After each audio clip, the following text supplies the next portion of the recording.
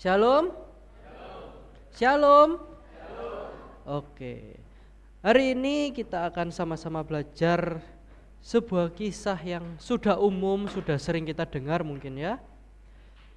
Tema hari ini yaitu tentang konsistensi iman. Katakan ke kanan kirinya, konsistensi iman. Oke. Bapak Ibu, menutup bulan Oktober gitu ya, sebulanan ini kita bicara tentang iman yang konsisten, bagaimana kita menjadi orang Kristen yang bisa konsisten sama iman kita, bagaimana komunikasi kita itu bisa baik ya lewat konsistensi iman kita. Nah, hari ini izinkan saya menutup dengan sebuah kisah yang sangat familiar dengan kita semua, semoga, dari Daniel pasal 6 ayat 10 sampai 23. Daniel pasal 6 bercerita tentang Daniel di Goa Singa. Bapak Ibu tahu ya Daniel di Goa Singa? Mungkin yang dari kecil sudah Kristen, sekolah minggu mungkin sering dengar kisah ini, tapi mungkin sebagian cuma tahu kisah-kisah dikit-dikit gitu. Nah, sebelum kita masuk, izinkan saya menjelaskan tentang konteks kita, yaitu Daniel pasal 5 dan Daniel pasal 6.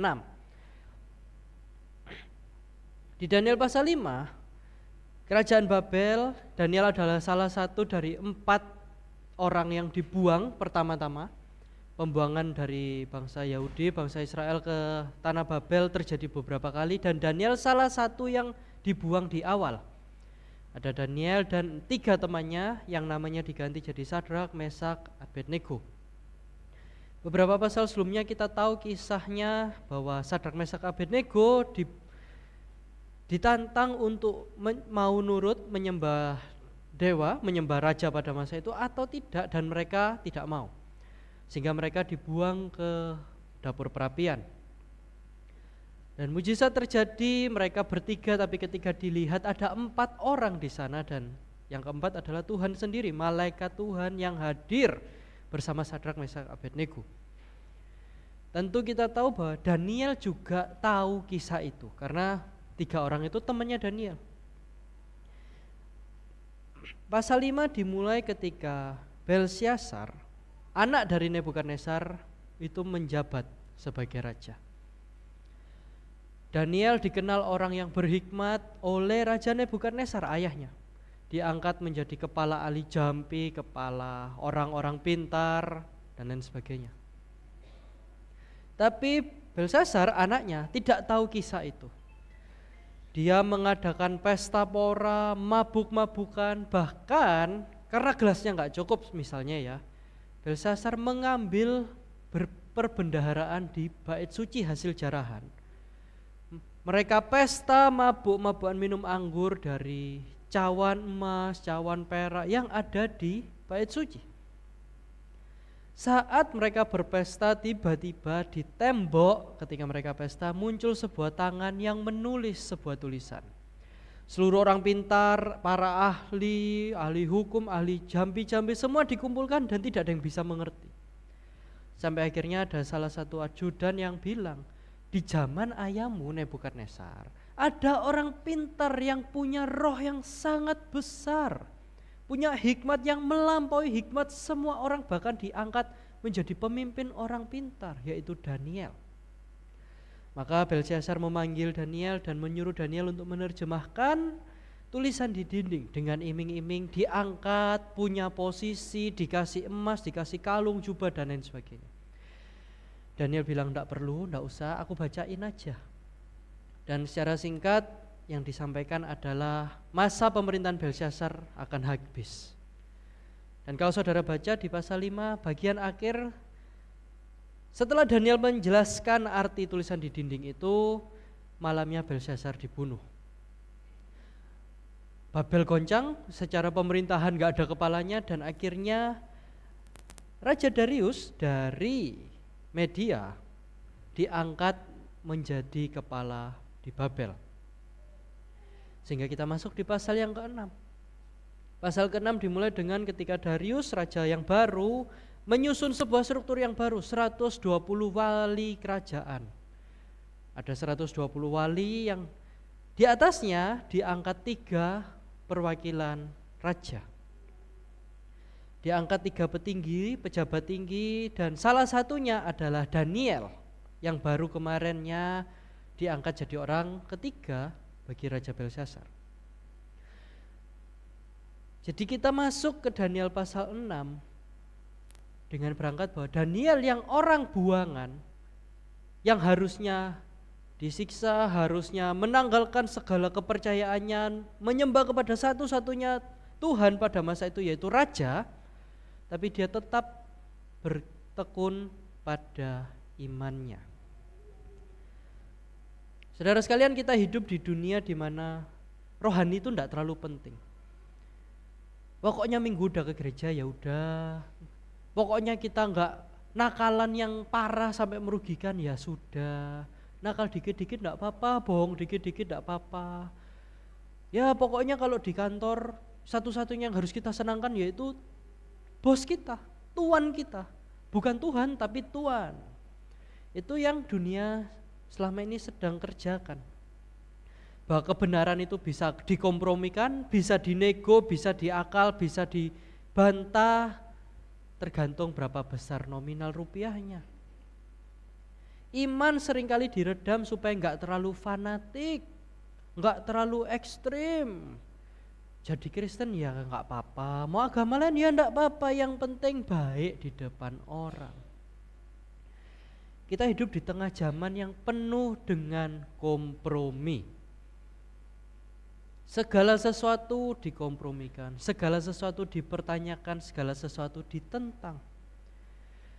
Dan justru di tengah zaman yang penuh kompromi ini kita bisa lihat bahwa Allah tetap menjaga umat kepunyaannya menjadi umat yang teguh berpegang pada kebenaran. Allah sedang mencari orang-orang yang tetap percaya meskipun kelihatannya enggak banyak, meskipun kelihatannya enggak menarik, meskipun kelihatannya penuh ancaman, penuh tantangan, dan mungkin penuh dengan kerugian kalau tetap ngotot dengan imannya. Dan itulah juga yang terjadi pada Daniel. Seseorang yang tidak mau mengkompromikan imannya demi supaya bertahan di pemerintahan, bertahan di posisi tertentu, di jabatan tertentu dengan keuntungan-keuntungan tertentu.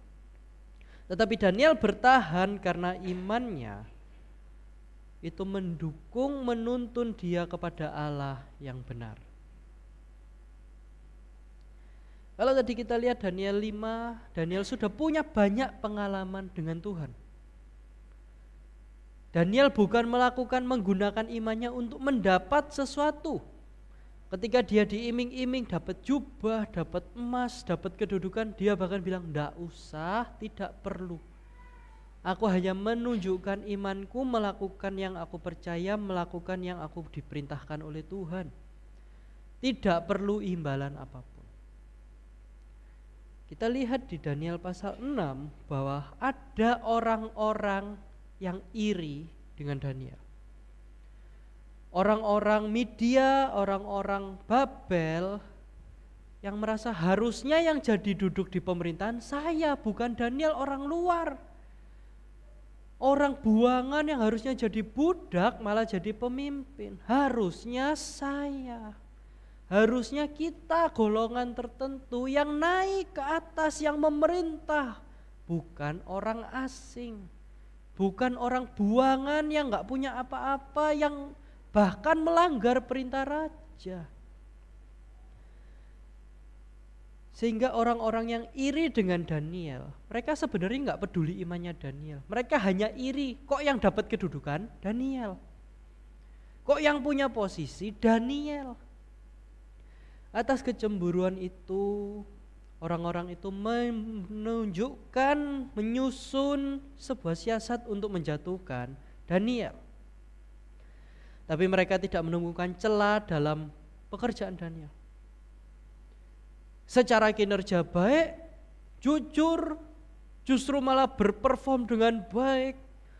Mereka orang-orang Media sudah iri, tidak nemu celahnya.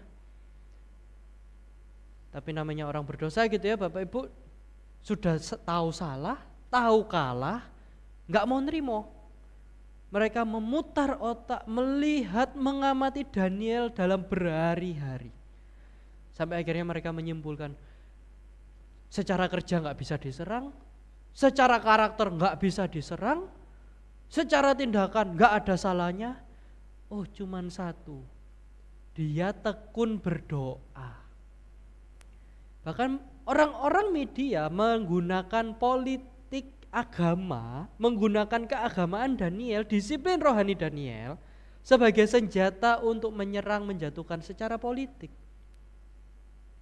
Mereka membuat sebuah siasat bahwa mereka mengusulkan sebuah hukum kepada raja, bahwa tidak ada orang yang boleh berdoa kepada siapapun selain kepada raja itu sendiri.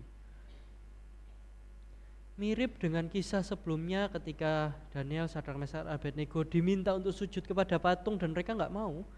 Siasat yang sama dimunculkan. Kalau masa itu Daniel masih orang buangan, sekarang Daniel adalah orang yang dipandang, orang yang berkuasa, orang yang punya, setidaknya kalau dibagi 3 dia mengepalai 40 wakil negara. Daniel dibuat terkekang dengan aturan. Daniel seakan-akan ditodong, diminta untuk memilih setia pada imannya atau tidak.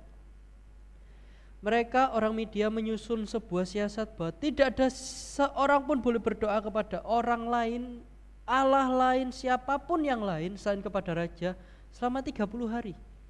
Sebulan aja.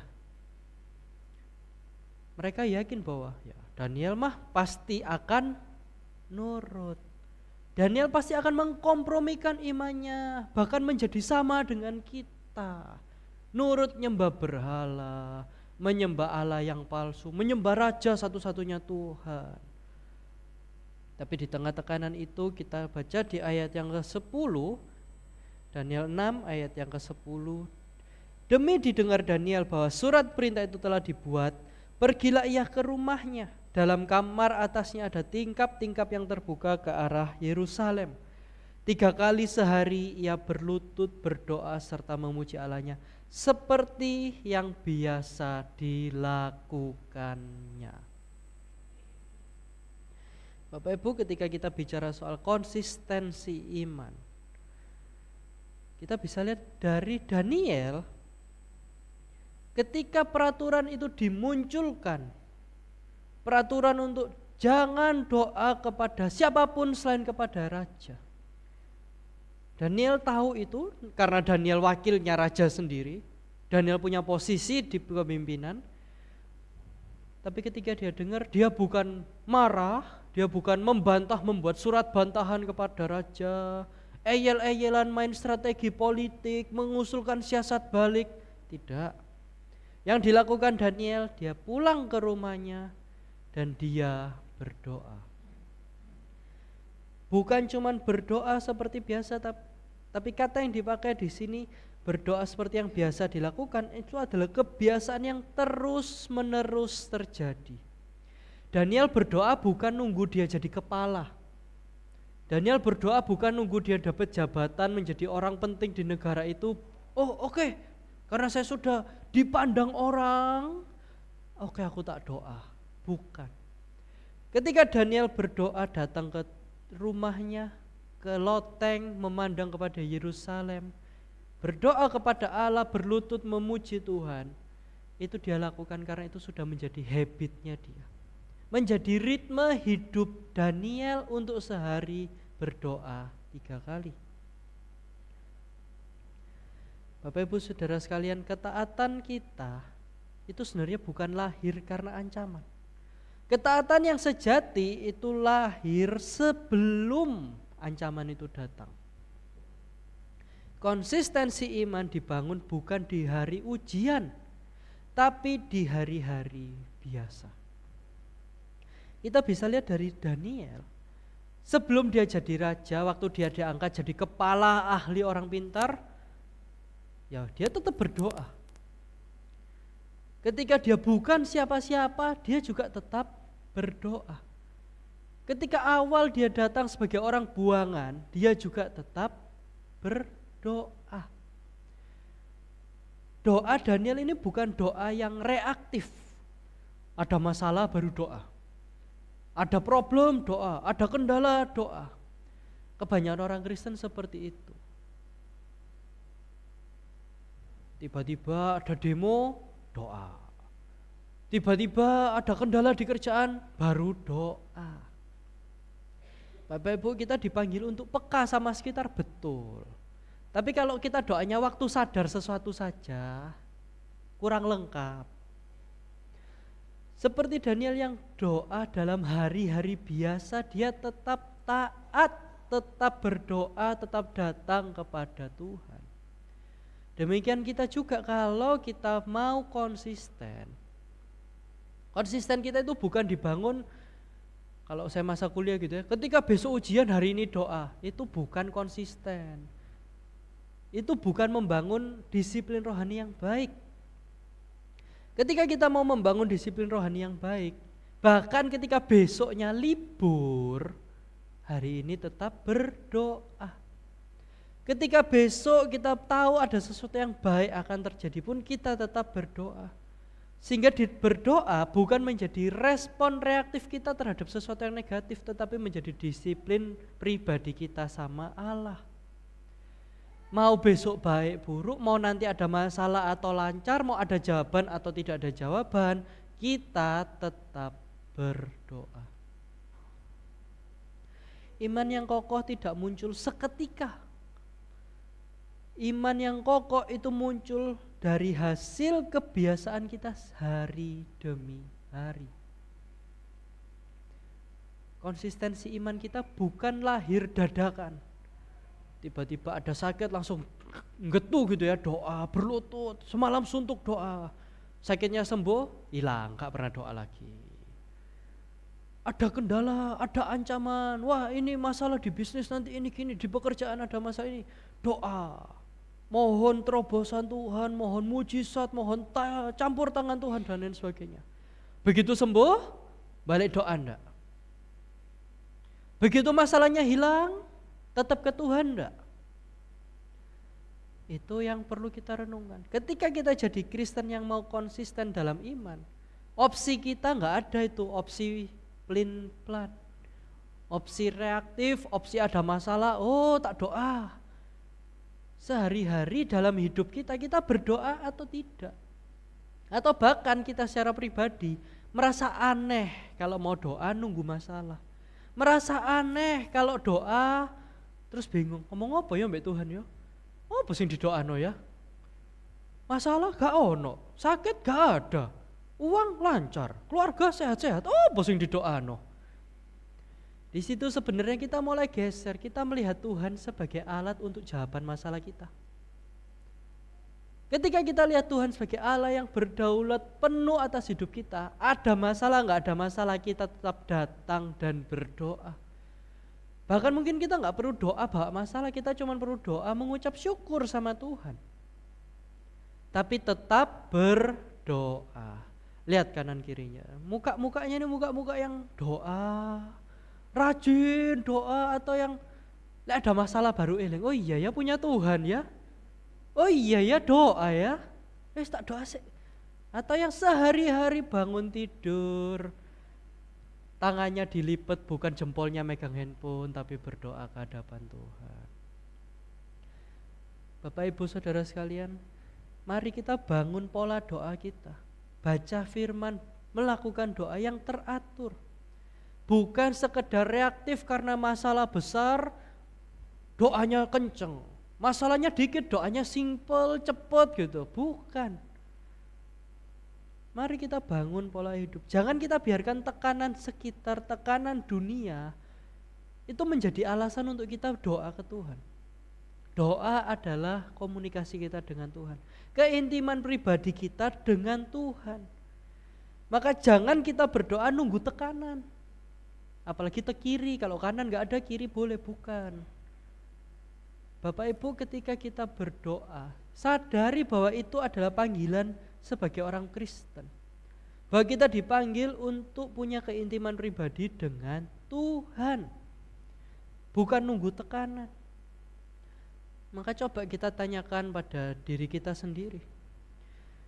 Apakah selama ini kita jadi orang Kristen, hidup rohani, kita punya disiplin? Kita punya ritme-ritme yang memelihara kesetiaan kita sama Tuhan. Biasanya awal tahun, semangat gerakan baca Alkitab setahun, gerakan doa setahun. Minggu kedua sudah protol, bulan depan sudah berhenti. Bapak Ibu, ketika kita benar-benar serius jadi orang Kristen, ketika kita serius sadar bahwa hidup kita diselamatkan oleh Tuhan, kita perlu ingat bahwa kita punya tanggung jawab untuk mendisiplin diri kita. Gak ada ceritanya orang gak sengaja jadi disiplin Bapak Ibu. Mau itu dalam olahraga, dalam pembelajaran, dalam rohani, gak ada orang yang gak sengaja jadi disiplin. Disiplin itu perlu disengaja, bahkan dipaksakan, dilatih untuk membangun habit. Maka dari itu kalau saudara Bapak Ibu sekalian merasa gak disiplin, ya ayo didisiplinkan. Gak ada opsi lain, percuma.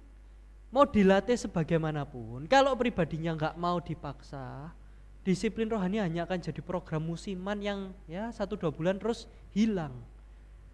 Sehingga kita perlu lihat, bandingkan diri kita sama Daniel. Baik dia punya jabatan, gak punya jabatan, dia tetap berdoa kepada Tuhan.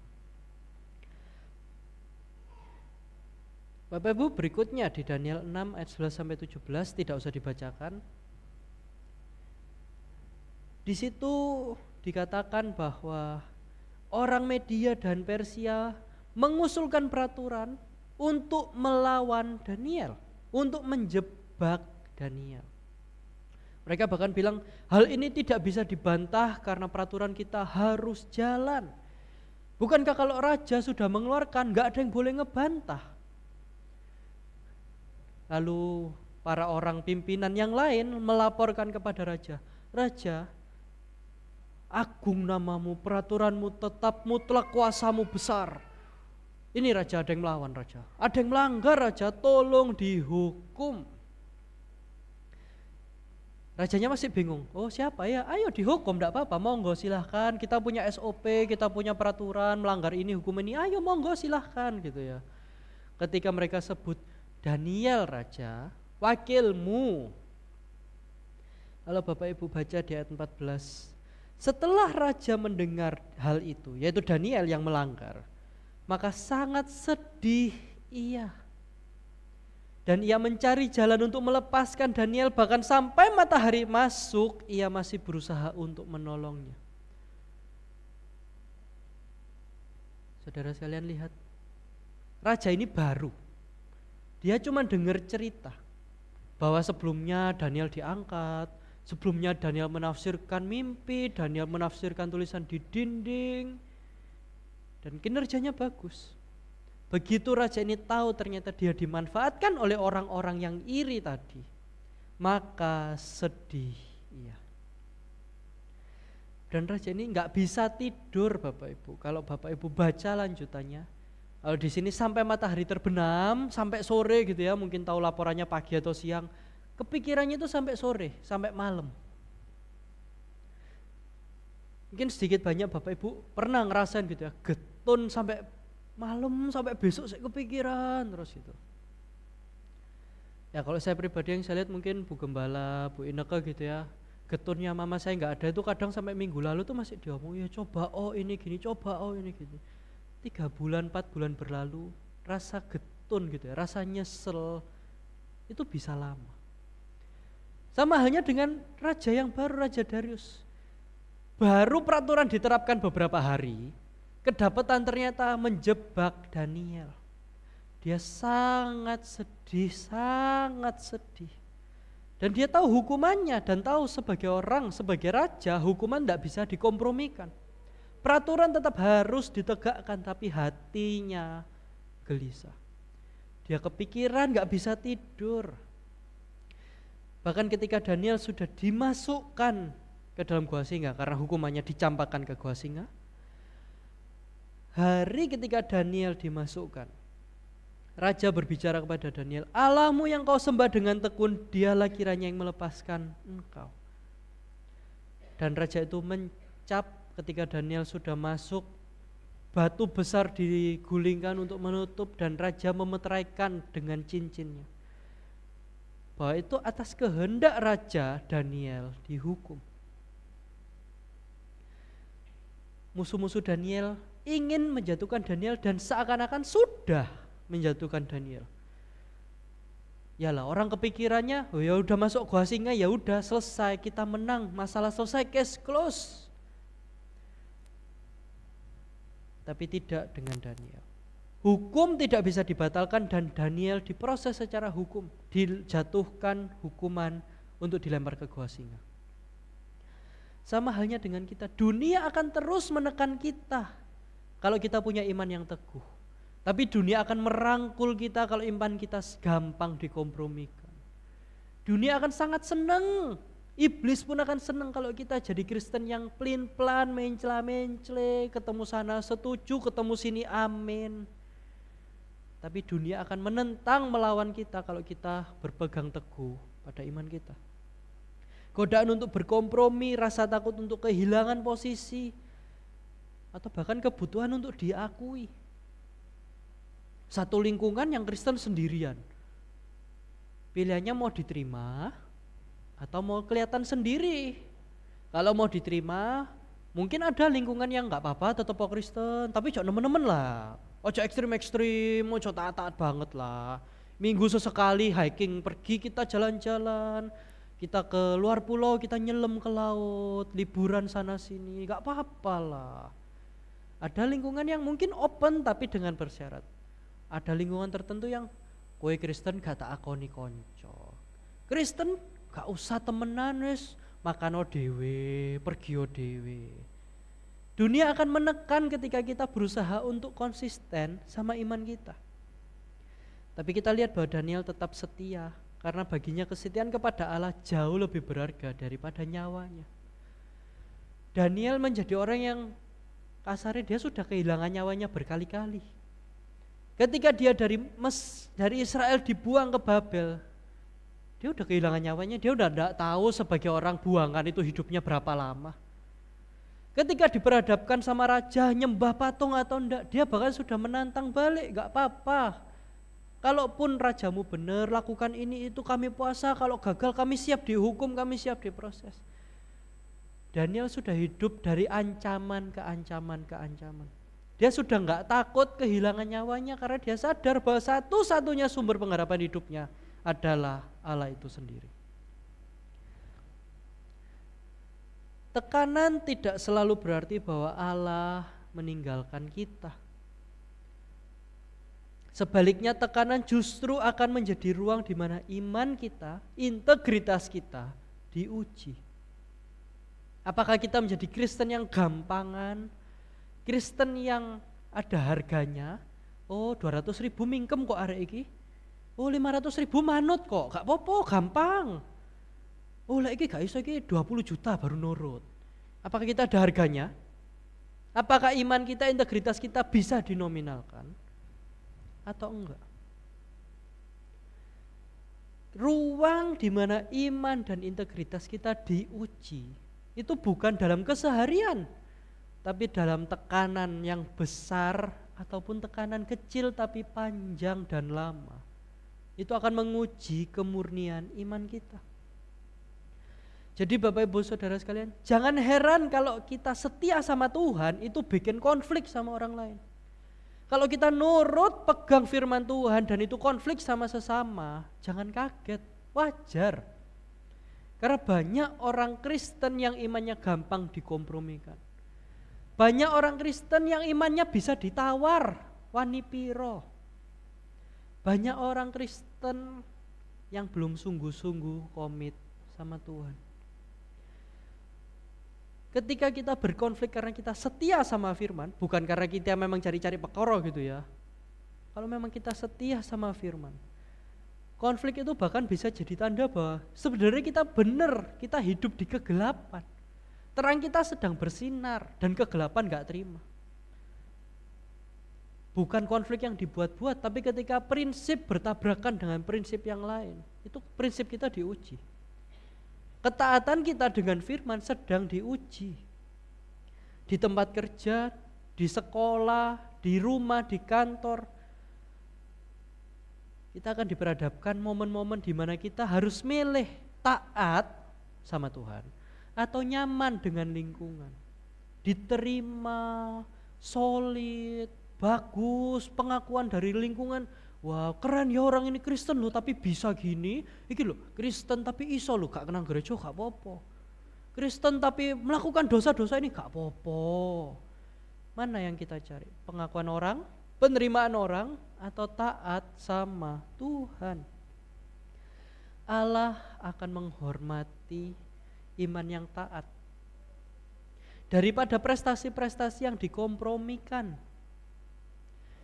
Bapak Ibu Saudara sekalian, kalau ibarat buah, Tuhan akan menghargai proses alami orang bertumbuh. Bisa jadi belum ada buahnya, bisa jadi buahnya kecil, tapi Tuhan menghargai proses itu. Dibanding orang yang pengen buahnya kelihatan baik, terus beli ke pasar, buahnya disolasi dari ranting. Kelihatannya keren, buahnya gede, pohon-pohon yang lain sak kuku, sak jempol, yang satu sudah berwarna cerah, waktunya siap dipanen. Tapi ternyata buah ngambil pasar lain, disolasi. 3 bulan mungkin sudah busuk, yang lain mungkin baru buahnya matang. Tuhan lebih menghargai proses daripada prestasi semu palsu yang kelihatan. Tapi kalau memang kita berprestasi dalam iman kita secara asli, banggakan itu enggak apa-apa. Bukan kompromi yang ditemplek, no Bapak Ibu. Tapi ketika kita serius sama Tuhan, tekanan akan menjadi medan perang yang dimana ketika kita melaluinya, kita bisa bangga bahwa kita setia sama Tuhan. Bahwa Tuhan berjalan bersama kita lewat lembah kelam, lewat masalah, lewat dapur perapi, lewat goa singa, Tuhan beserta.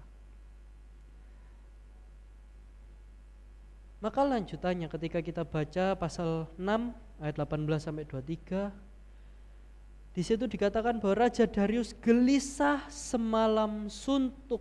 Raja berpuasa, enggak tidur, mengusir penghibur-hibur. Dia benar-benar berkabung dan disiplin rohani. Bayangin, raja kafir, raja Babel, raja Media yang gak kenal Tuhan, tapi karena dia lihat hidup Daniel, raja itu ikut berpuasa, raja itu ikut mengurung diri, tidak memanggil wanita-wanita penghibur, berpuasa mendoakan Daniel. Bayangin ya, raja yang awalnya dianggap menyaingi Tuhan, di mana semua orang harus doa kepada raja, justru raja itu berpuasa. Pagi-pagi benar ketika fajar menyingsing, raja itu lari berburu-buru ke gua singa. Ketika sampai, dia berseru dengan suara yang sayu, dengan suara yang sedih pilu. Daniel, hamba Allah yang hidup, Allah yang kau sembah dengan tekun, sanggupkah Allah itu melepaskan engkau? Kalau kemarinnya dia sampai sore kepikiran karena dijebak oleh orang-orang tadi,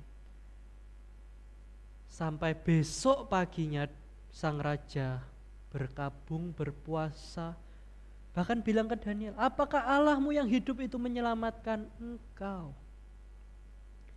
Dan Daniel bilang, ya raja, kekalah hidupmu dan Allahku menyelamatkan aku.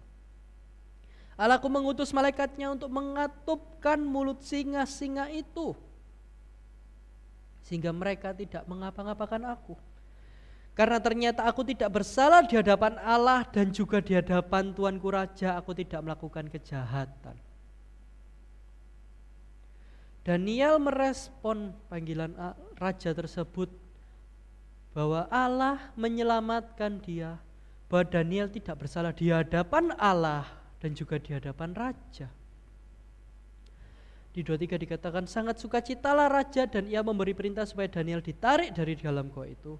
Maka Daniel ditarik dan tidak ada luka apapun pada dirinya karena ia percaya Allah. Bapak Ibu Saudara sekalian, Raja Darius kepikiran semalaman.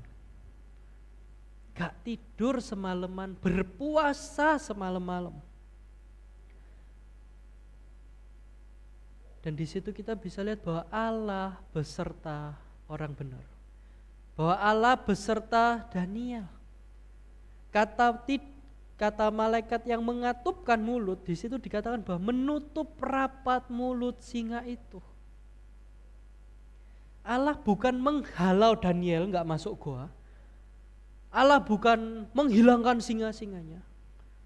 Singanya tetap hidup, Daniel tetap masuk dalam goa itu, tapi Allah hadir dan menjaga Daniel. Membuktikan bahwa kuasa Allah melampaui struktur pemerintahan, sistem peraturan yang ada. Konsistensi iman bukan menjauhkan kita dari bahaya, justru menghantarkan kita ke dalam bahaya. Tapi di dalam bahaya itu justru kita bisa lihat penyertaan Tuhan yang makin mulia, amin. Konsistensi iman bukan membuat hidup kita makin nyaman, tapi membuat hidup kita makin sadar bahwa Allah beserta kita. Maka dari itu jangan takut kalau kesetiaan kita membuat kita dibenci orang. Jangan takut kalau iman kita membuat kita dimusuhi orang, karena Allah hadir bersama kita. Orang lain mungkin gak ngerti, halah mek ngono kok diribeti. Cuman perkara sepele kok cek kakune sih wong iki.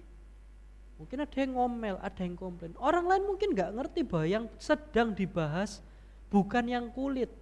Bukan tindakan, oke, setuju atau tidak setuju, bukan. Tapi prinsip di dalam yang sedang dikompromikan, yang sedang diperjuangkan. Maka dari itu ketika ada orang yang tidak mengerti, gak apa-apa. Karena urusan kita sama Tuhan. Bukan supaya mereka mengerti, bukan supaya orang lain terima kita, setuju dengan kita, sepakat dengan pendapat kita. Tapi tanggung jawab kita pribadi sama Tuhan. Dan kesetiaan yang tetap tenang di tengah badai, itu akan menjadi kesaksian yang kuat di dunia yang serba runyam sekarang. Ketika saudara tetap bisa tenang dalam Tuhan, itu menjadi sebuah kesaksian yang kuat. Bahwa di tengah dunia yang sangat gampang reaktif, kesenggol dikit meledak, kesenggol dikit debat tengkar, kita bisa tetap tenang. Karena Tuhan bersama kita, amin. Dan Bapak Ibu Saudara sekalian, dari kisah Daniel, kita bisa melihat bayang-bayang Kristus yang tetap berdoa setiap pagi, yang tetap tekun berdoa setiap pagi, mengasingkan diri pergi ke bukit pagi-pagi benar Kristus berdoa. Bahkan di tengah pelayanannya yang kelihatannya lagi megah, lagi rame, populer, public figure ternama, Yesus mengasingkan diri untuk berdoa. Kita bisa lihat bahwa Daniel menunjukkan ketaatan yang juga ditunjukkan oleh Kristus. Maka dari itu kita juga dipanggil untuk taat, karena Kristus sendiri taat. Dari Daniel kita bisa lihat bahwa dia masuk ke tempat yang seakan-akan penuh dengan maut, ke goa singa itu sendiri. Dan dia keluar tanpa luka, selamat karena Allah menyelamatkan. Tapi Yesus kita lihat dia masuk kubur dengan penuh luka. Tapi dia bangkit di hari yang ketiga dengan tubuh yang baru.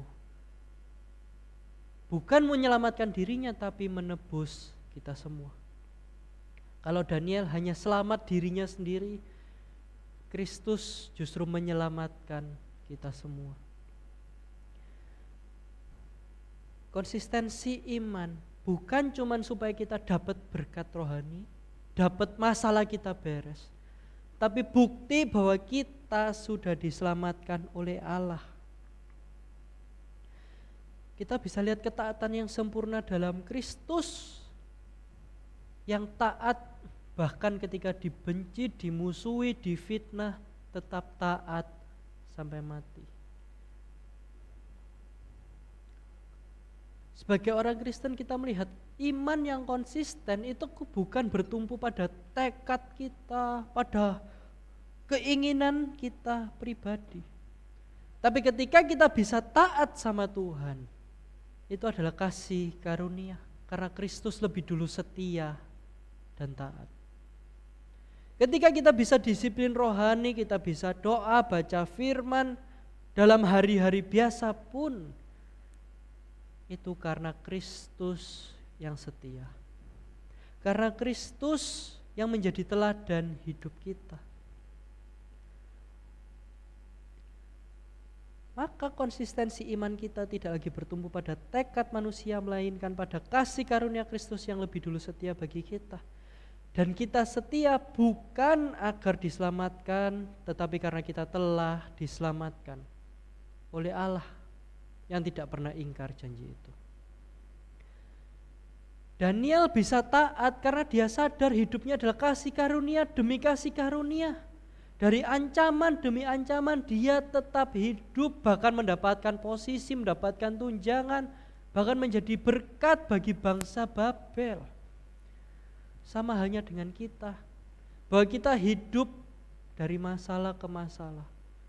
Tapi Alkitab berkata bahwa kita hidup dari kasih karunia kepada kasih karunia, dari kemuliaan Allah kepada kemuliaan Allah yang lain. Bahwa dalam hidup kita bisa taat semata-mata karena Kristuslah yang sudah taat bagi kita. Maka dari itu kita baca di ayat 24-27 bahwa konsistensi iman menghasilkan buah. 25-27, kemudian Raja Darius mengirimkan surat kepada orang-orang dari segala bangsa, suku bangsa dan bahasa yang mendiami seluruh bumi. Bunyinya, bertambah-tambahlah kiranya kesejahteraanmu.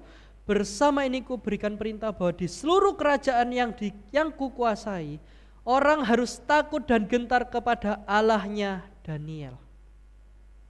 Sebab dialah Allah yang hidup, yang kekal untuk selama-lamanya. Pemerintahannya tidak akan binasa dan kekuasaannya tidak akan berakhir. Dia melepaskan dan menolong dan mengadakan tanda dan mujizat di langit dan di bumi. Dia yang telah melepaskan Daniel dari cengkeraman singa-singa. Saudara lihat Raja Darius, raja yang kelihatannya menjadi pengganti Allah bagi orang Babel, mengeluarkan dekret baru bahwa seluruh rakyat di bumi taatlah kepada Allah yang hidup. Taatlah kepada Allah Daniel, Allah pengada mujizat, Allah yang hidup, Allah yang berkuasa. Raja Darius akhirnya menunjukkan pengakuan secara publik. Sama halnya dengan kita. Dari Daniel, Raja Darius bertobat, negara Babel bertobat, seluruh bumi mendapat berita keselamatan. Iman yang konsisten itu bukan cuma urusan kita pribadi, tapi kekonsistenan iman kita bahkan bisa mengguncang sistem dunia, bahkan bisa mengubah sejarah. Buah dari konsistensi iman kita bukan cuma aku senang, aku doa dijawab, aku ada pergumulan beres. Enggak cuma berhenti di kita, tapi menjadi berkat bagi sesama. Amin. Bapak Ibu, Allah memakai kesetiaan umatnya untuk memperlihatkan kemuliaannya di tengah bangsa-bangsa. Maka jangan remehkan kesetiaan yang kelihatannya kecil dan sepele. Jangan kita remehkan. Karena Tuhan dapat memakai itu melampaui yang kita bisa bayangkan, yang bisa kita pikirkan. Biarlah dunia itu melihat Allah melalui cara kita kerja, cara kita ngomong, cara kita melayani, cara kita membuat keputusan. Biarlah dunia melihat bahwa melalui hidup kita sedang memberitakan Kristus. Dan setiap pilihan kita untuk taat, setiap kita memutuskan, iya aku mau taat, aku mau taat, aku mau taat, itu menjadi potensi kesaksian kita yang besar bagi dunia. Satu hidup yang taat dapat menjadi saluran transformasi rohani di sekitarnya. Sambil saya undang tim PAW untuk maju. Bapak Ibu Saudara sekalian, dunia akan terus berganti, bergejolak, berubah. Tekanan terus datang dan kesetiaan kita akan terus diuji. Tapi Allah yang memelihara Daniel juga Allah yang sama yang beserta dengan kita hari ini, amin. Allah yang menghalau Daniel dari maut, juga Allah yang mematahkan maut di atas kayu salib bagi kita, amin.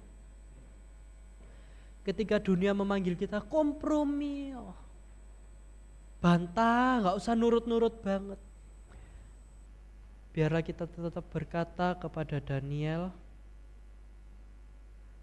bahwa dunia berubah, tapi kita tetap datang kepada Tuhan, berdoa kepada Tuhan. Seperti Daniel juga berkata bahwa kita tetap berdoa. Sekalipun dunia bergoncang, kita mau tetap nurut sama Tuhan, tetap setia sama Tuhan. Karena di balik kesetiaan itu, Tuhan sedang bekerja. Tuhan sedang mempersiapkan kesaksian bagi dunia melalui kita. Dan pada akhirnya bukan kita yang mempertahankan iman kita, tapi Dia yang setia, Dia yang memegang tangan kita, berjalan di depan kita, yang memampukan kita untuk setia kepadanya.